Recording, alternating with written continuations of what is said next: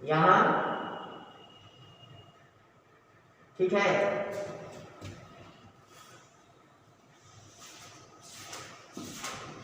ऊपर देख लीजिएगा, नीचे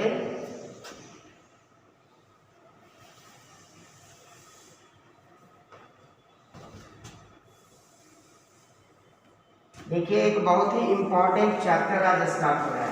और नीचे लीजिए नीतीश जुड़ा हुआ है क्या? हाँ, और नीचे लीजिए ना, उतना ऊपर का ही। नीतीश आप क्लास के बाद हमको कॉल कीजिएगा मेरे नंबर पे, ठीक है। यहाँ देखें, हम लोग आज स्टार्ट कर रहे हैं आइसोमेरिज्म। ये बहुत ही इम्पोर्टेंट चीज है, बहुत ही इम्पोर्टेंट पार्ट है। पूरे ऑर्गेनिक केमिस्ट्री में इसका यूज करना है आपको। पूरे ऑर्गेनिक केमिस्ट्री में इसका एप्लीकेशन है आइसोमेरिज्म का। जो भी चैप्टर आप पढ़ना शुरू करेंगे ऑर्गेनिक का, उसमें आपको पहले आइसोमेरिज्म के बारे में उसमें जानना होगा। आइसोमेरिज्म दो टर्म से बना है। आइसोमेरिज्म दो टर्म से बना है। एक है आइसो और दूसरा है मर। आइसो का मतलब हो गया सेम और मर का मतलब हो गया मॉलिक्यूल, है ना। यानी सेम मॉलिक्यूल जिसका कि स्ट्रक्चर अलग अलग हो। जैसे सपोज कर लीजिए कि हम C3H6O एक कंपाउंड लेते हैं, मॉलिक्यूलर फॉर्मूला है C3H6O। इसका अगर हम अलग अलग स्ट्रक्चर ड्रॉ कर सकते हैं तो यही आइसोमेरिज्म है। इसी प्रोसेस को, इसी तरह की घटना को हम आइसोमेरिज्म कहते हैं। तो एक ही कंपाउंड का अलग अलग स्ट्रक्चर ड्रॉ कर सकें। जैसे C3H6O है तो CH3OCH3, ये ईथर हो गया। एक सेकेंड, CH3CH2 तीन कार्बन है ना, ये COH हो गया। देखिए एल्डिहाइड है। इसका फंक्शनल ग्रुप यहाँ क्या दिख रहा है? CHO। CH3CH2CHO फंक्शनल ग्रुप क्या दिख रहा है? CHO। और इसी कंपाउंड को अगर हम ऐसे लिख दें तो इसको कीटोन कहते हैं, है ना। ये हो गया एल्डिहाइड और ये हो गया कीटोन। क्लियर है? ये क्या हो गया? और ये, इन दोनों का मॉलिक्यूलर फॉर्मूला क्या है? सेम है, लेकिन स्ट्रक्चर क्या है? अलग अलग है। दोनों स्ट्रक्चर में फंक्शनल ग्रुप भी क्या हो गया? अलग अलग हो गया। इसको एक दूसरे का आइसोमर्स कहते हैं और इस तरह के अपीयरेंस को, है ना, इसको आइसोमर्स कहते हैं। और इस तरह के अपीयरेंस को, अपीयरेंस का मतलब घटना, इस तरह का जो स्ट्रक्चर हम अलग अलग ड्रॉ किए, इस तरह की जो घटना हुई, this occurrence is called isomerism. इसको आइसोमेरिज्म कहते हैं। तो हम इसको डिफाइन कैसे कर सकते हैं? इसका डिफिनेशन क्या लिख सकते हैं? आइसोमेरिज्म की परिभाषा लिखनी हो तो क्या लिख सकते हैं? Different structure of A molecule, different structure of a molecule having same molecular formula, but different physical and chemical properties are isomers and this occurrence is isomerism. बात आ गई समझ? Different structure of a molecule having same molecular formula but different physical and chemical properties. Different structure of a molecule having same molecular formula, है ना, और same molecular formula और but different physical and chemical properties. देखिए functional group अलग अलग है तो इसका प्रॉपर्टी सेम होने का सवाल ही नहीं है। फंक्शनल ग्रुप जो है वो प्रॉपर्टी को बदल देता है, तो जैसे ही फंक्शनल ग्रुप बदला प्रॉपर्टी बदल गया। तो लिखा गया different physical and chemical properties are isomers and this occurrence is, इस तरह की घटना को क्या कहते हैं? आइसोमेरिज्म कहते हैं। हम लोग आइसोमेरिज्म में दो प्रकार का पढ़ते हैं आइसोमेरिज्म, है ना। इसको लिख लिए क्या? लिखिए जल्दी से, पॉज कर लीजिए, वीडियो भी फूले हो रहा है ना। यानी दो तरह का आइसोमेरिज्म आप देखेंगे, टाइप ऑफ आइसोमेरिज्म की बात करते हैं। एक देखेंगे आप स्ट्रक्चरल आइसोमेरिज्म और दूसरा देखेंगे स्टीरियो आइसोमेरिज्म। एक क्या देखेंगे? स्ट्रक्चरल और दूसरा स्टीरियो। तो दो तरह का आइसोमेरिज्म यहाँ देखेंगे। आइसोमेरिज्म को अब आप दो पार्ट में बांटें। एक को कहिए स्ट्रक्चरल आइसोमेरिज्म और दूसरे को स्टीरियो आइसोमेरिज्म, है ना। स्ट्रक्चरल आइसोमेरिज्म ये क्या है, जरा इसको समझिएगा। पहले तो आप इसमें क्या क्या पढ़िएगा उसको जान लीजिए। स्ट्रक्चरल आइसोमेरिज्म में आप पढ़िएगा चेन आइसोमेरिज्म, ये टाइप बता रहे हैं। स्ट्रक्चरल और स्टीरियो दो टाइप है आइसोमेरिज्म का। इसमें आप क्या पढ़ेंगे? तो चेन आइसोमेरिज्म स्ट्रक्चरल में,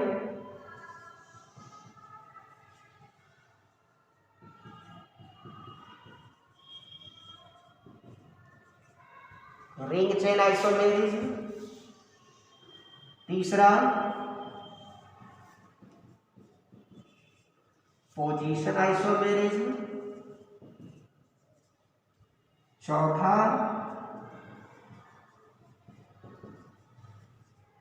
फंक्शनल आइसोमेरिज्म, पांचवा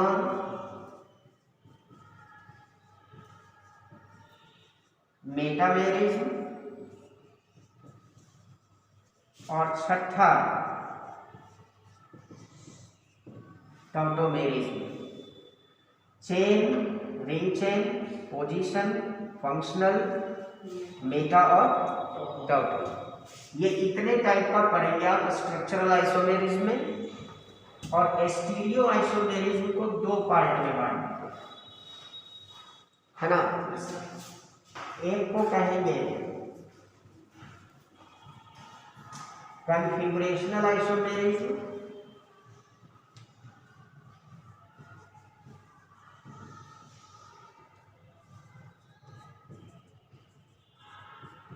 और दूसरा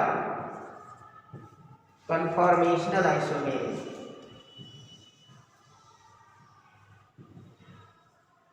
कन्फॉर्मेशनल लिखे हैं, कन्फॉर्मेशनल आइसोमेरिज्म और ये कॉन्फ़िगरेशनल आइसोमेरिज्म।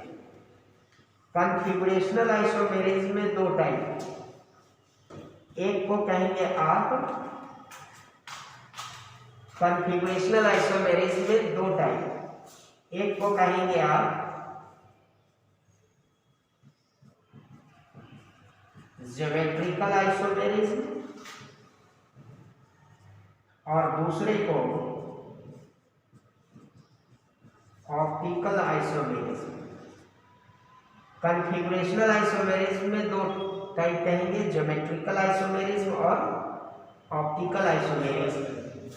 कॉन्फ़िगरेशनल आइसोमेरिज्म और कन्फॉर्मेशनल, ये स्टीरियो आइसोमेरिज्म का दो पार्ट।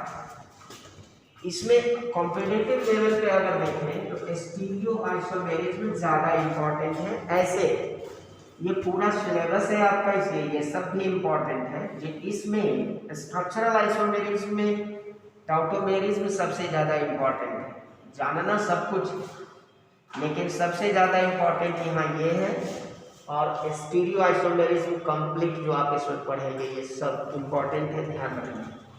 अब यहाँ पे हम लोग structural isomerism versus stereo isomerism की बात कर रहे हैं।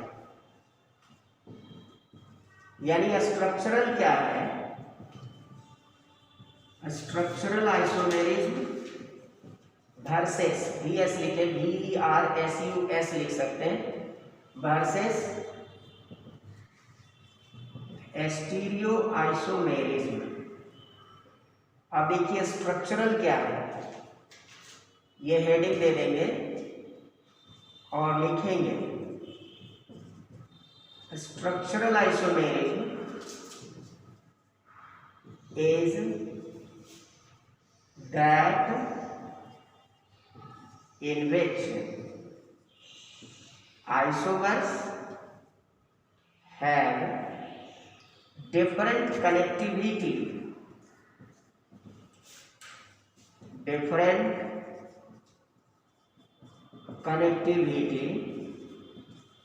of atoms और ग्रुप्स। इसको कहते हैं हम लोग स्ट्रक्चरल। जैसे एग्जाम्पल अभी हम स्ट्रक्चरल का ही दिए थे, जैसे आपको हम बताएं कि CH3OCH3, इसको आप ईथर कहते हैं, ये क्या है? और अगर हम यहाँ पे CH3CH2OH कर दें तो इसको एल्कोहल कहें। मोलिकुलर फार्मूला सेम, ये और ये दोनों का मोलिकुलर फार्मूला सेम है, C2H5H6O है, C2H6O, ये ईथर है, ये अल्कोहल है। क्या कनेक्टिविटी में अंतर कुछ दिखाई दे रहा है? कनेक्टिविटी मतलब ज्वाइनिंग ऑफ ग्रुप्स, है ना, विथ ईच अदर। जैसे यहाँ पे O के साथ ये एल्काइल ग्रुप ज्वाइन किए हुए हैं, लेकिन यहाँ ये दोनों एल्काइल ग्रुप एक ही तरफ आ गए, ये दोनों एक ही तरफ आ गया, CH3CH2OH, है ना। O के दोनों तरफ यहाँ एल्काइल ग्रुप है, यहाँ O के एक तरफ एल्काइल ग्रुप है, एक तरफ H है, तो कनेक्टिविटी अलग अलग हो गया। यानी joining of alkyl group different है दोनों में विथ O, ऑक्सीजन के साथ, इसलिए ये स्ट्रक्चरल कहलाता है। ठीक है। और स्टीरियो क्या है इसके बारे में देखिए, इधर हो गया।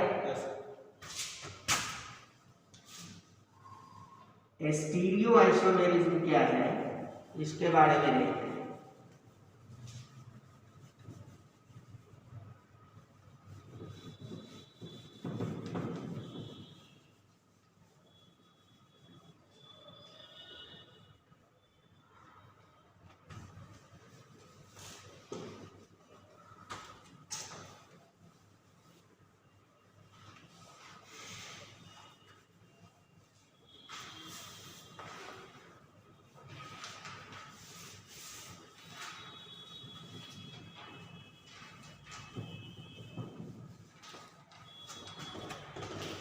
स्टीरियो आइसोमेरिज्म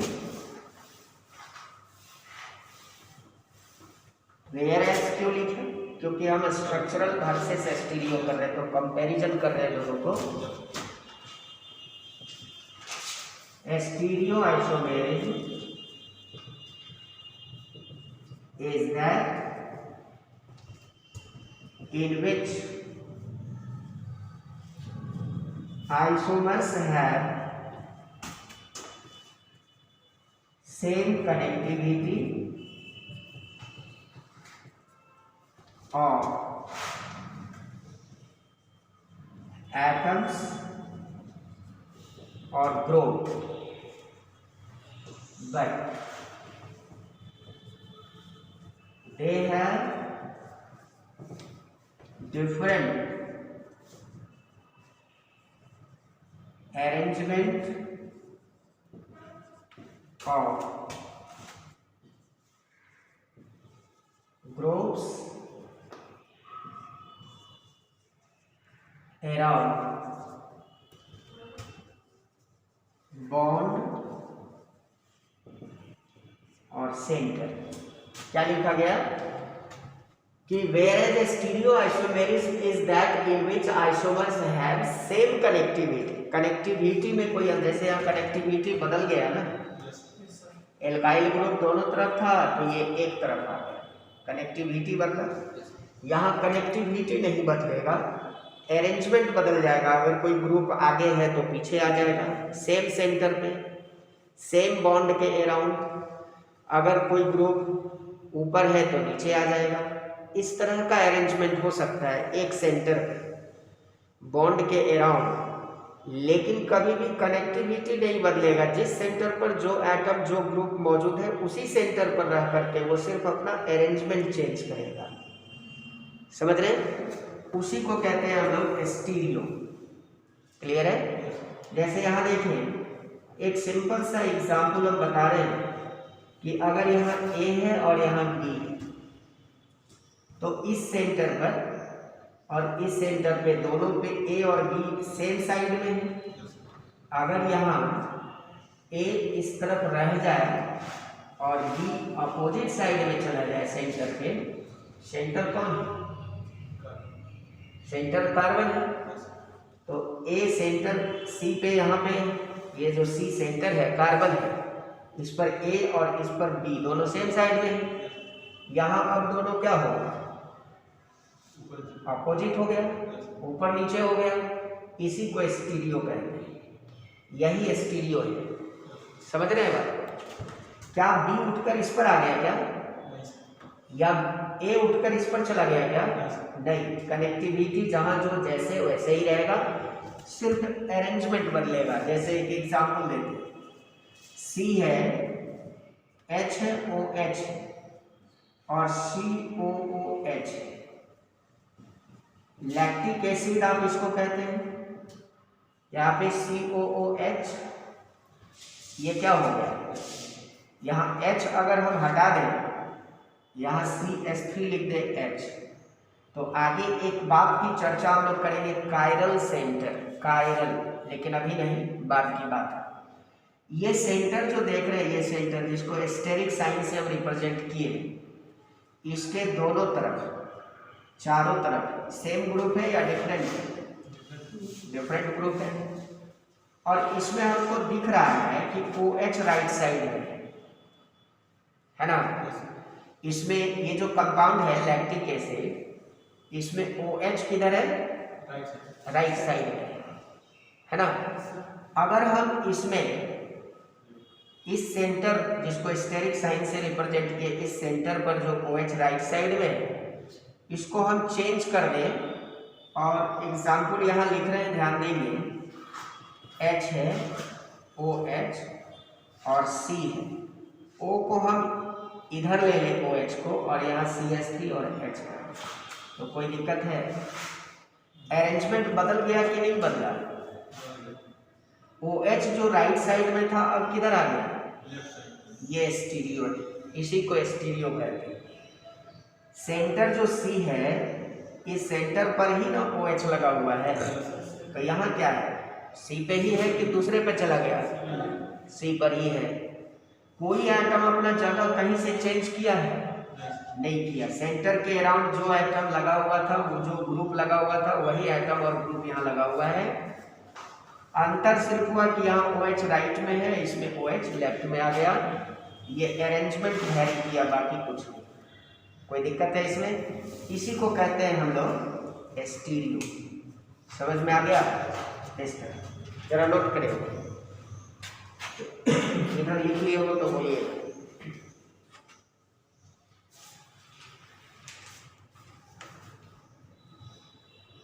म्यूट कीजिए तो स्ट्रक्चरल आइसोमेरिज्म म्यूट कर दीजिए।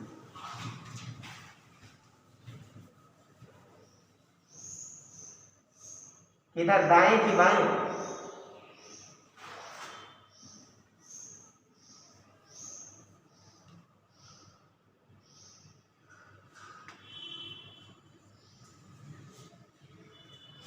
लिख लिए?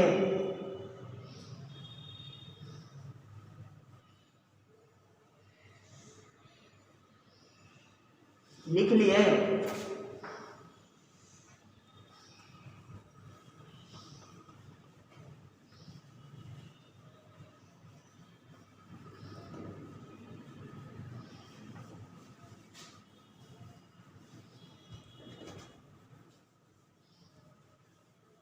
लिखिए, जल्दी लिखिए।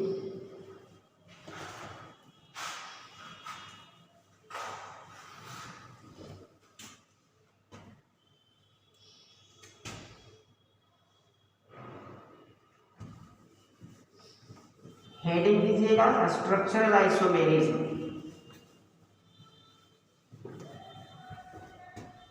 स्ट्रक्चरल आइसोमेरिज्म हेडिंग दीजिएगा।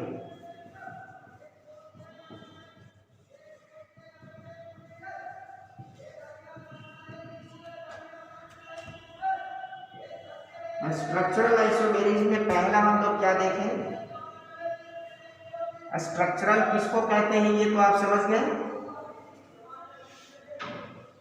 कनेक्टिविटी में क्या होना चाहिए? अंतर होना चाहिए। स्ट्रक्चरल आइसोमेरिज्म जो है उसके आइसोमर्स जो होंगे वो अलग अलग कनेक्टिविटी के होंगे, है ना। जिसमें पहला हम लोग पढ़े सर, तो द आइसोमर्स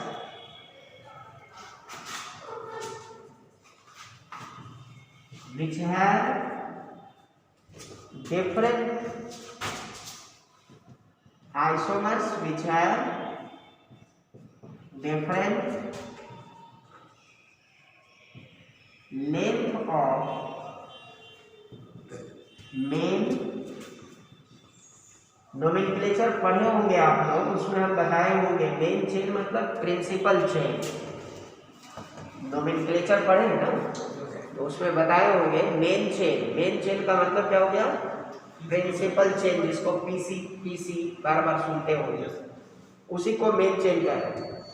तो isomers which have different length of main carbon chain, अगर मेन कार्बन चेन की लंबाई में अंतर हो, मेन कार्बन चेन की लंबाई में अगर अंतर हो तो इसको क्या कहते हैं? Chain isomer. जैसे एग्जाम्पल देखिए, और स्ट्रक्चरल आइसोमेरिज्म आप पढ़ रहे हैं, ये बात हमेशा दिमाग में रहना चाहिए कि डिफरेंट कनेक्टिविटी ऑफ एटम्स और ग्रुप्स, कनेक्टिविटी में अंतर होना चाहिए। CH3 है, CH2 CH2 CH3, इसको हम लोग कहते हैं नॉर्मल ब्यूटेन। क्या कहते हैं? Normal butane.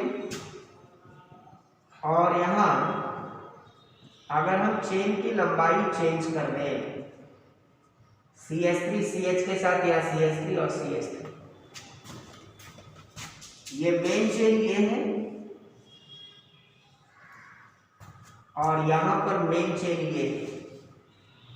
देखिए इसकी लंबाई में अंतर है कि मेन चेन में 4 कार्बन आपको दिख रहा होगा और यहाँ मेन चेन में 3 कार्बन आपको दिख रहा है, तो चेन की लंबाई में अंतर है कि नहीं? ये L1 और ये L2, ये L लिखा हुआ है, L2 और ये L1। क्या L1 और L2 बराबर है? नहीं है। और इसको आप कहें क्या? ये नॉर्मल ब्यूटेन है, इसको आप कहें आइसोब्यूटेन। तो इन दोनों में मेन चेन की लंबाई में अंतर आपको दिख रहा है, इसलिए पूछा जाए कि ये दोनों कौन सा स्ट्रक्चरल आइसोमर्स है, तो आप कहेंगे चेन आइसोमेरिज्म, चेन आइसोमर्स है। क्या है ये? चेन आइसोमर्स है, क्योंकि इसके चेन की लंबाई में अंतर है, इसलिए चेन आइसोमर्स है। बात समझ रहे हैं?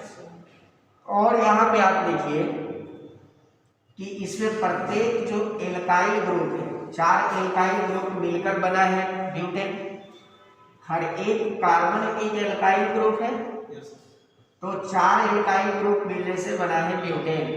और ये चारों एल्काइल एक साथ सीक्वेंस में जुड़ा हुआ, एक लाइन में जुड़ा हुआ। लेकिन यहाँ क्या हुआ, ये ब्रांच में आ गया, तो कनेक्टिविटी में अंतर हुआ कि नहीं? इसकी और इसकी कनेक्टिविटी में अंतर है कि नहीं? ये चारों एक साथ एक लाइन में जुड़ा हुआ है, ले लिया, यहाँ हो गया ब्रांच, 3 ही रह गया एक लाइन में, बाकी एक आ गया ब्रांच में, तो कनेक्टिविटी बदला।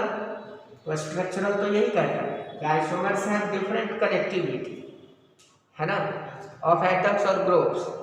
अब उसमें चेन की लंबाई, चेन आइसोमेरिज्म हम देख रहे हैं, तो हमको क्या देखना है कि चेन की लंबाई में अंतर आया कि नहीं। समझ रहे हैं? दूसरा एग्जाम्पल देखिए, जैसे सपोज कर लीजिए कि CH3 CH2 CH2 CH2 CH3, इसको क्या कहेंगे आप?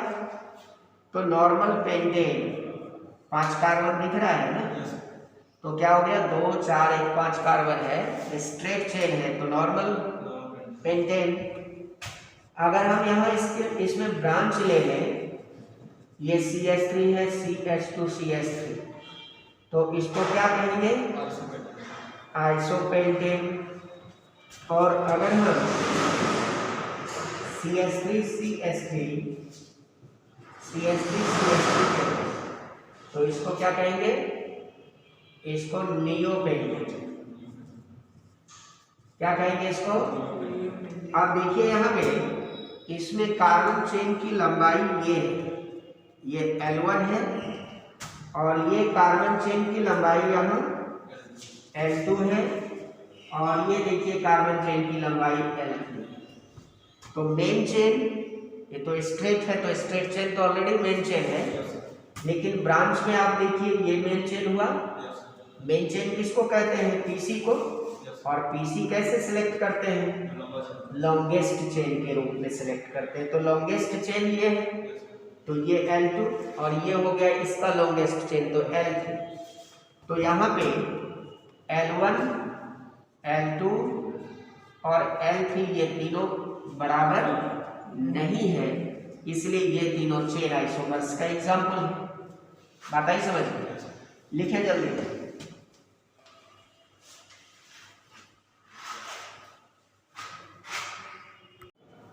जैसे मान लीजिए डबल बॉन्ड, ट्रिपल बॉन्ड, इस सब को भी हम लोग फंक्शनल ग्रुप कहते हैं, मालूम है ना?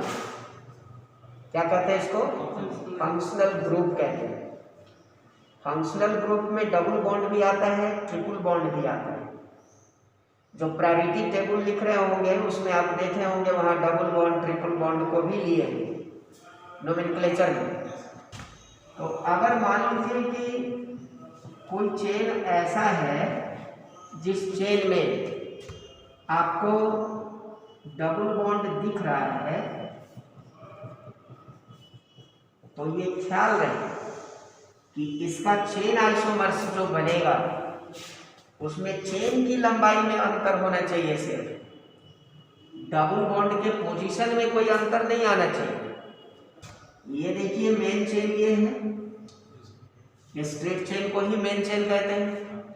नोमेनक्लेचर के हिसाब से अगर काउंट करेंगे आप तो क्या कहेंगे? इसको 120, 1 डबल बॉन्ड का पोजीशन 1 पे है, तो क्या बोलेंगे आप इसको? 120। तो डबल बॉन्ड का जो पोजीशन आप यहाँ लिखे हैं, इसका जो भी आइसोमर्स फॉर्म करेगा उसमें भी डबल बॉन्ड का पोजीशन 1 ही आना चाहिए। डबल बॉन्ड के पोजीशन में कोई डिफरेंस, कोई फर्क नहीं पड़ना चाहिए। ये आप हमेशा ख्याल रखेंगे। CH के साथ यहाँ CH3 है, CH कितना कार्बन है 5, 3 1 4 और 1 5, ये देख रहे हैं। यहाँ देखिए 1 2 3 4, डबल बॉन्ड का पोजीशन 1 ही रह गया और चेन की लंबाई में अंतर हो गया। ये L1 है, L1 यहाँ L2 के बराबर नहीं है, इसलिए चेन आइसोमर्स का एग्जाम्पल हुआ। नेक्स्ट एग्जाम्पल देखें, अगर सपोज कर लेते हैं कि CH2 CH2OH है, OH किस पोजीशन पर है 1 पे, चेन की लंबाई ये L1 है, काउंट करेंगे 1 2 3 4 और इसको आप लिखेंगे 1 ब्यूटेन ऑल, है ना। OH के लिए ऑल लगाते हैं फंक्शनल ग्रुप। अब इसमें OH का जो पोजीशन जहां है वही रहना चाहिए, ये आपको ख्याल रहे, और चेन की लंबाई में अंतर आ जाए तो ये चेन आइसोमर्स हैं, L1 और L2 एक दूसरे के बराबर नहीं। बात आ रही है समझ में। अब जैसे देखिए यहाँ पे एक एग्जाम्पल हम आपको बताएं कि ये रिंग इसमें दिख रहा है ना, और CH2 CH2 CH3, इस तरह का कंपाउंड जिसमें कि रिंग दिखता हो साइड चेन के साथ, तो ये जो रिंग है ना, ये यहाँ सब्स्टिट्यूएंट यानी ब्रांच, और अगर हम यहाँ पे इसका एक चेन आइसोमर्स बनाना चाहें तो चेन की लंबाई, साइड चेन की लंबाई कम करनी होगी। तो लंबाई कम करने के लिए तो हमको यहाँ CH3 और CH3 ऐसे करना होगा, है ना। तो चेन की लंबाई में कोई फर्क नहीं पड़ा। देखिए यहाँ पर ये जो चेन है ये L1 है और यहाँ भी चेन की लंबाई L1 ही है, समझ गए। चेन की लंबाई क्या है L1, कोई अंतर पड़ा? अंतर क्या पड़ा? तो 1 2 3 इसका पोजीशन यहाँ 1 था, अब यहाँ इसका पोजीशन हो गया 1 2 3 2 हो गया, तो लंबाई सेम रह गया ना, यानी L1 और L2 बराबर हो गया ना, इसलिए ये दोनों एक दूसरे का चेन आइसोमर्स नहीं है, नॉट चेन आइसोमर्स। इसको आप एक दूसरे का चेन आइसोमर्स नहीं कह सकते, क्योंकि चेन की लंबाई में अंतर नहीं हुआ, जो ब्रांच है उसका पोजीशन चेंज हो गया, यहाँ पोजीशन फर्स्ट था, यहाँ पोजीशन सेकंड है, समझ रहे हैं, ये अंतर हो गया। जरा नोट कीजिए और एग्जाम्पल बता। कैसे?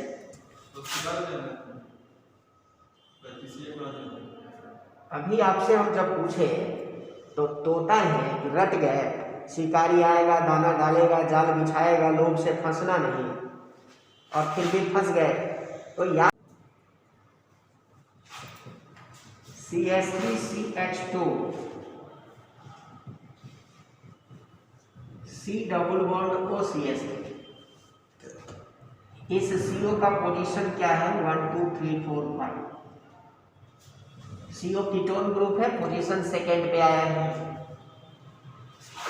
चेन की लंबाई ये L1 है ना।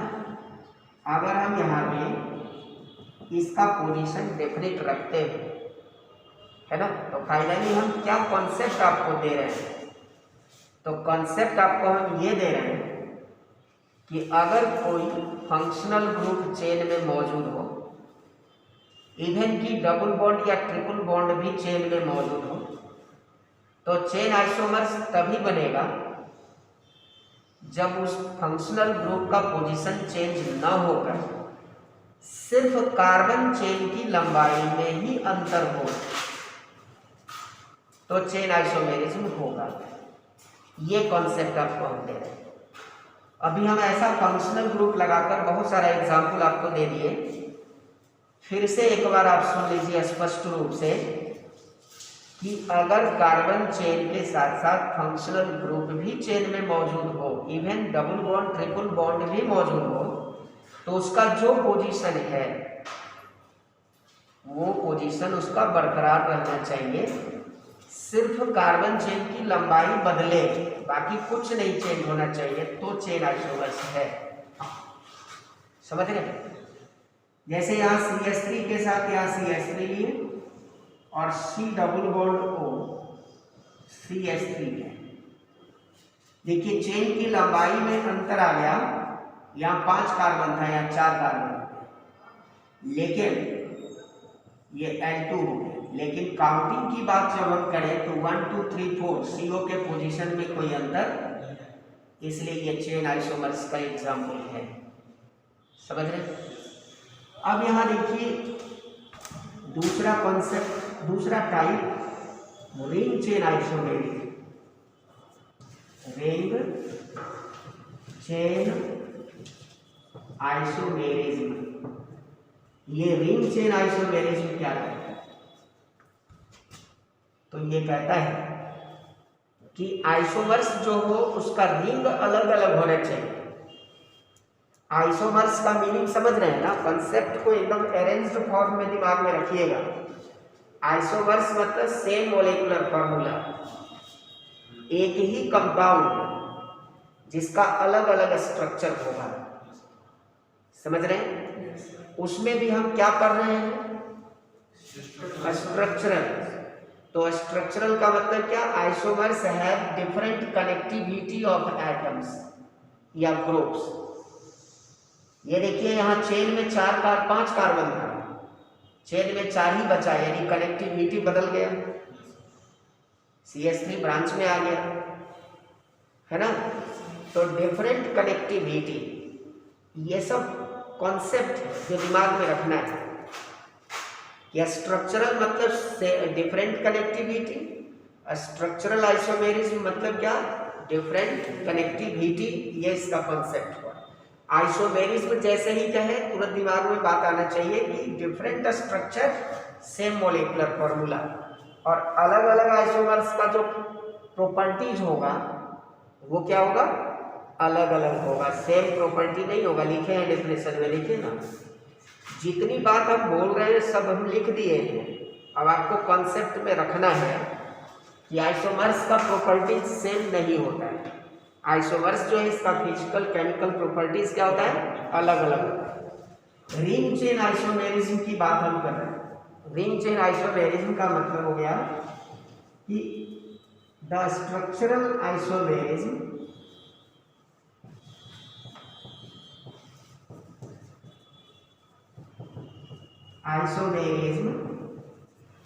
in which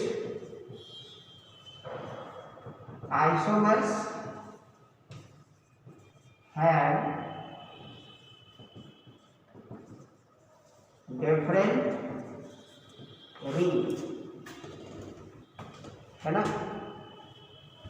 different ring. जैसे देखिए यहाँ, अब आपको इस बात से समझना है, पीछे हम कॉन्सेप्ट एक दिए थे कि नोमेनक्लेचर में बेसिक कॉन्सेप्ट है, नोमेनक्लेचर स्टार्ट होने से पहले 1 double bond equivalent to 1 ring, है ना? 1 double bond equivalent to 2 single bond, 1 triple bond equivalent to 2 double bond, 1 triple bond equivalent to cycloalkene, और 1 triple bond equivalent to 2 rings, है ना? ये सब बेसिक कॉन्सेप्ट में हम आपको बता चुके हैं। तो जैसे यहाँ देखिए एक डबल बॉन्ड है, क्या इसको आप प्रोपीन कहते हैं क्या? तो एक डबल बॉन्ड जिसको कि हम अगर रिंग में बदल दें, तो रिंग बनाने के लिए कम से कम कितना कार्बन चाहिए? एक रिंग बनाना है, सबसे छोटा रिंग, तो कितना कार्बन चाहिए? 3 कार्बन चाहिए। तो 3 है इसमें या नहीं? तो इसको अगर हम रिंग में बदल दें, 3 कार्बन का रिंग बना दें, तो डबल बॉन्ड खत्म हो गया, क्योंकि यही डबल बॉन्ड रिंग में कन्वर्ट हुआ है।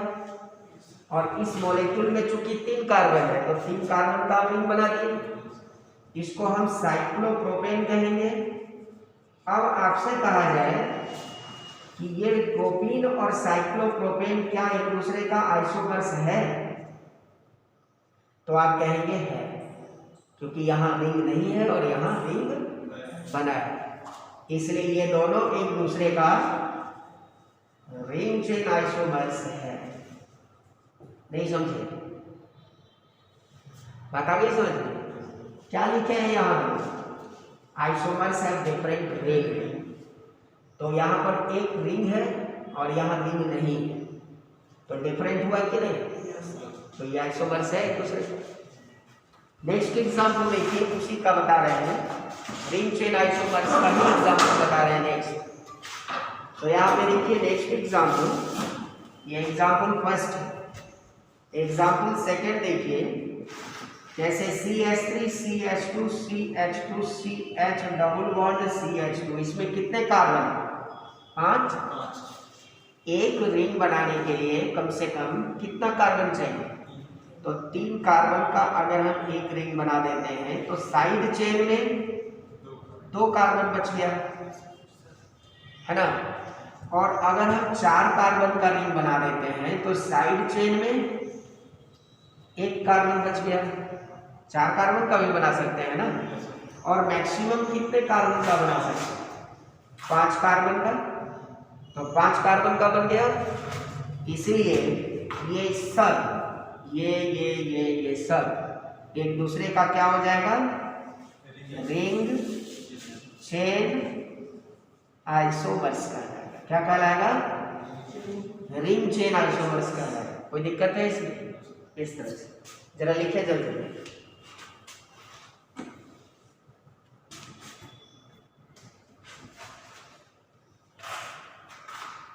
डबल बॉन्ड CH और यहाँ पे OH लगा हुआ है, फंक्शनल ग्रुप है। एक डबल बॉन्ड यहाँ दिख रहा है ना, इसको हम रिंग में बदल सकते हैं, 3 कार्बन का एक रिंग बना सकते हैं। और OH यहाँ पर है, कहीं भी डाल दें OH, यहाँ यहाँ यहाँ पे, ये दोनों एक दूसरे का रिंग चेन आइसोमर हो गए। एग्जाम्पल थर्ड है, ठीक है। नेक्स्ट एग्जाम्पल देखें, एग्जाम्पल 4 में CH3 CH2 CH double bond CH और C double bond OH acid है। कितने कार्बन है इसमें? 4 कार्बन, इसको छोड़कर 1 2 3 4, एक डबल बॉन्ड, 3 कार्बन का एक रिंग बना दें तो 1 कार्बन बच जाएगा ना साइड चेन के लिए। हम ऐसा लिख सकते हैं COH। और 4 कार्बन का एक रिंग बना दें, 4 कार्बन का भी बना सकते हैं, तो यहाँ COOH। क्लियर है? तो मतलब ये क्या हो गया? रिंग चेन आइसोमर सब में, इसमें रिंग नहीं है, इसमें रिंग है, इसमें रिंग है, तो अलग अलग रिंग है, इसलिए क्या कहलाएगा? Ring chain isomer. ये ध्यान रखिएगा। तीसरा देखें, 10 मिनट और बच्चा है तो बोल दीजिएगा, एक बार और ज्वाइन कर लेगा। Position isomerism, position isomerism. ये जो पोजीशन आइसोमेरिज्म आप देख रहे हैं, ये क्या बताता है आपको? पोजीशन आइसोमेरिज्म मतलब आइसोमर्स जिसके पोजीशन में अंतर हो। किसमें अंतर हो? पोजीशन में। The structural isomerism, the structural isomerism in which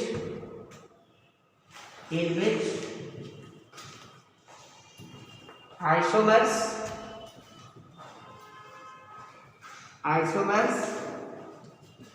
have same length of carbon chain but they have different position position of functional group Fg लिखे हैं, Fg फंक्शनल ग्रुप है ना, इवन डबल बॉन्ड और triple bond, मतलब triple bond और double bond इनका भी position क्या होना चाहिए, डिफर करना चाहिए, सेम लेंथ होना चाहिए, कार्बन चेन का लेंथ में कोई अंतर नहीं होना चाहिए, और फंक्शनल ग्रुप अगर लगा हुआ है, even double bond triple bond भी है तो उसके पोजीशन में अंतर आना चाहिए। जैसे एग्जांपल के लिए CH3 CH2 CH2 CH double bond CH2, ये देखिए कार्बन चेन की लंबाई ये है, कार्बन चेन की लंबाई ये है L1 और डबल बॉन्ड का पोजीशन 1 2 3 4 5 है ना। तो ये पोजीशन अगर बदल जाए डबल बॉन्ड का, CH3 CH2 CH2 और CH डबल बॉन्ड CH 2 6 हो गया, तो 2 4 1 5 ही लेना है। ये डबल बॉन्ड को यहाँ कर दीजिए, ये कर दीजिए और यहाँ CH3 5 है। देखिए डबल बॉन्ड का पोजीशन चेंज हुआ लेकिन चेन की लंबाई L1 ही, तो चेन की लंबाई में अंतर ना हो, डबल बॉन्ड का पोजीशन यहाँ 1 था, यहाँ पे डबल बॉन्ड का पोजीशन हो गया 2, तो पोजीशन चेंज हुआ कि नहीं, इसलिए इसको क्या कहते हैं हम लोग, पोजीशन आइसोमेरिज्म कहते हैं। बात आ गई समझ में? लिखिए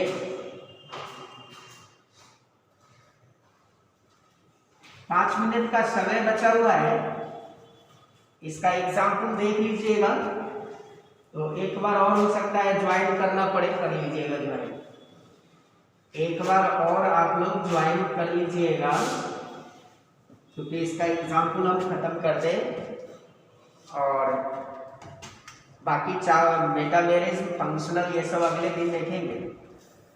इसका एग्जाम्पल देखिए और एग्जाम्पल देखिए, जैसे CH3 CH2 CH2 और OH यहाँ CH3, देखिए चेन की लंबाई ये है ना, 2 4 5, OH किस पोजीशन पर है, 1 2 3 4 5, चेन की लंबाई वही होनी चाहिए, उसमें कोई अंतर ना हो, सिर्फ यहाँ पे OH का पोजीशन चेंज कर जाए। देखिए पोजीशन चेंज हो गया, 1 2 3 4 5, चेन की लंबाई वही है, चेन की लंबाई वही है, 5 ही कार्बन है इसमें, यहाँ L1 है तो यहाँ भी L1 है, OH का पोजीशन यहाँ 2 पे है, यहाँ 3 पे, पोजीशन चेंज हो गया, इसलिए पोजीशन आइसोमर्स है। नेक्स्ट एग्जाम्पल देखें, हम आपसे अगर कहते हो कि मोनो सब्स्टिट्यूटेड रिंग है, जैसे सपोज कर लीजिए यहाँ पे OH लगा है और हम OH का पोजीशन अलग अलग जगह पर रख दें रिंग में, ये मोनो सब्स्टिट्यूटेड है, मोनो मतलब एक, सब्स्टिट्यूटेड मतलब सब्स्टिट्यूएंट जो इसमें लगा हुआ है, तो इसका अलग अलग पोजीशन क्या अलग अलग है, नहीं, क्योंकि ये मोनो सब्स्टिट्यूटेड है। किसी भी इस कार्बन में, इस रिंग में 6 कार्बन में से किसी भी कार्बन पर रख देंगे तो इसका पोजीशन सेम है, समझ रहे, इसलिए ध्यान रहे कि मोनो सब्स्टिट्यूटेड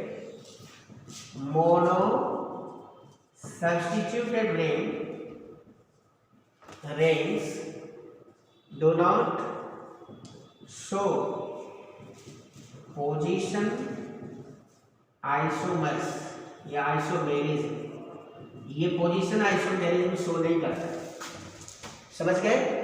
कोई भी मोनो सब्स्टिट्यूटेड हो, ये एलिफेटिक है, ये एलिफेटिक है क्योंकि सब sp3 हाइब्रिडाइज्ड कार्बन है, तो क्या है, एलिफेटिक है।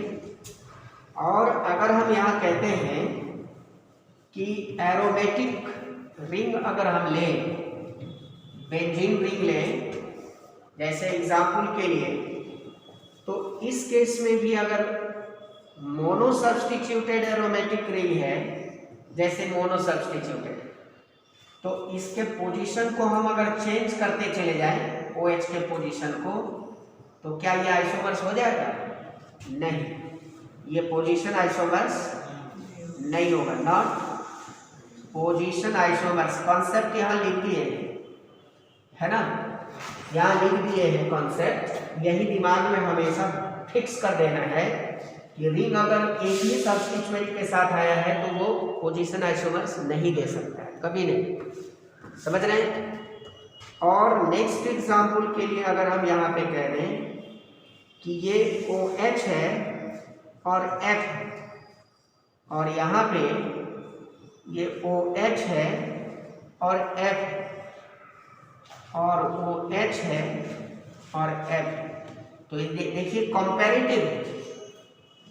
कंपैरेटिव पोजीशन देखना है। OH F के साथ नेबर है, OH F के साथ अल्टरनेट पोजीशन पर है, OH F के साथ अपोजिट है, इसलिए पोजीशन बदल गया। यहाँ पोजीशन क्या हुआ? बदला है। फ्लोरीन का पोजीशन OH के रिस्पेक्ट में नेबर, अल्टरनेट, अपोजिट, इसलिए ये सब क्या है? पोजीशन आइसोमर्स है एक दूसरे का। ये तीनों एक दूसरे का पोजीशन आइसोमर्स है। एक इंपॉर्टेंट एग्जांपल की बात हम कर रहे हैं। ये एग्जांपल देखिए कि अगर यहाँ पे CH3 है, CH2 C double bond O CH3 CH2 CH3, देखिए इस फंक्शनल ग्रुप में CO जो है, CO ये कार्बन कंटेनिंग फंक्शनल ग्रुप है। ये क्या है? कार्बन कंटेनिंग फंक्शनल ग्रुप है। इसका पोजीशन 1 2 3, चूंकि ये कार्बन चेन के काउंटिंग में इंक्लूड हो जाता है। कार्बन चेन जब हम लेते हैं तो इसके कार्बन को भी काउंट करते हैं, इंक्लूड रहता है ना। तो इसमें देखिए इसका पोजीशन 3 है, और अगर हम C double bond O CH2 CH3 कर दें तो इसका पोजीशन जो है वो क्या है? 2। पोजीशन चेंज हो गया, पोजीशन चेंज हो गया। तो ये दोनों पोजीशन आइसोमर्स है। चेन की लंबाई में कोई अंतर है? 5 कार्बन का ये भी चेन है, 5 कार्बन का ये भी चेन है। अंतर यहाँ पे CO के पोजीशन में है, यहाँ 2 पर है, यहाँ 3 पर है, तो यहाँ पोजीशन। लेकिन जब हम आगे पढ़ेंगे एक आइसोमेरिज्म और हम लोग पढ़ेंगे जिसको कहते हैं मेटामेरिज्म। तो हम लोग कीटोन के केस में इसको पोजीशन के साथ साथ मेटामर्स भी कहते हैं। अब ये मेटामर्स क्या है तो आगे हम लोग देखेंगे। Position isomers as well as metamers. अब ये मेटामर्स क्या है इसके बारे में हम लोग आगे चर्चा करेंगे। अगला टाइप है आइसोमेरिज्म का, उसमें हम लोग इसकी चर्चा करेंगे, है ना। तो ये हम लोग देख रहे थे पोजीशन